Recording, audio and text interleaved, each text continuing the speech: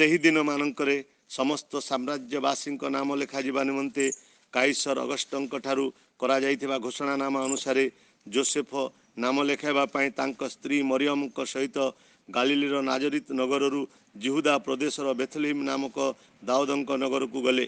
ଆସୁ ଆମେ ସେମାନଙ୍କ ବେଥଲେହେମ୍ ଯାତ୍ରା ବିଷୟରେ ଜାଣିବା। ସେହି ସମୟରେ ମରିୟମଙ୍କ ପ୍ରସବ କାଳ ଉପସ୍ଥିତ ହୋଇଥିଲା। ତେଣୁ ରହିବା ପାଇଁ ଘରଟିଏ ପାଇବା ଆଶାରେ जोसेफ प्रत्येक गृहर द्वार ठक ठक आघात करुଥିଲେ, किंतु सेमानଙ୍କ ପାଇଁ कौनसी स्थान मिली नथिला।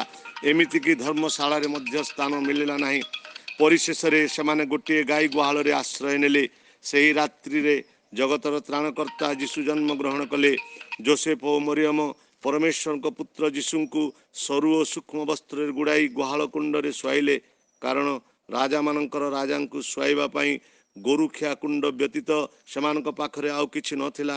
जोसेफ और मरियम मने मने बहुत दुख अनुभव करुथिले, किंतु सेमाने जेतेबेले शिशु जीशुଙ୍କ मुख को ध्यान सहित अनेइले, आनंद और शांति रे सेमानक हृदय उछुली उठिला। प्रेमर उष्णतारे शिशु जीशुଙ୍କୁ सेमाने घोड़ाई रखी शिशु जीशुଙ୍କ पई एक क्षुद्र स्वर्गर परिवेश सृष्टि करथिले।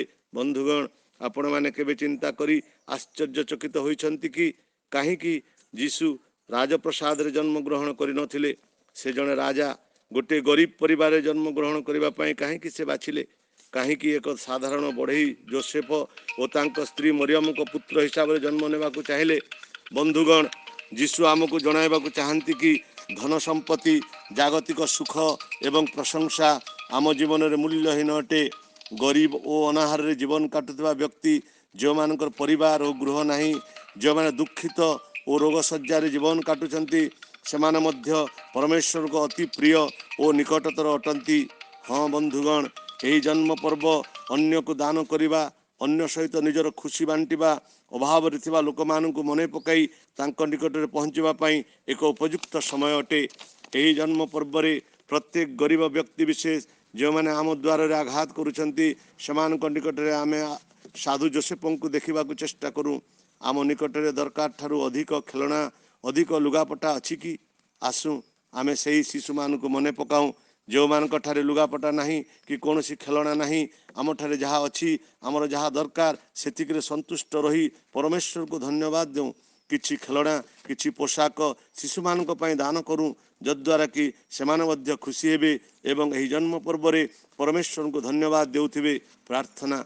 शिशु जीशु मोर हृदय को दयारे भरी दियो, जेपरी मु गरीब असहाय मानक ठारे आपण को देखि पारिबी।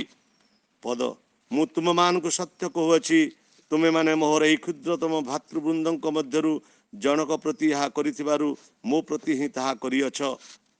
कार्य पिता माता सहित आलोचना कर किपरि चैरिटी को दान करी अन्य मानकु एही वर्ष एक स्वतंत्र जन्म पर्व पालन करिबारे सहायक हेबो। शिशु जीशु खूब आनंदित हेबे।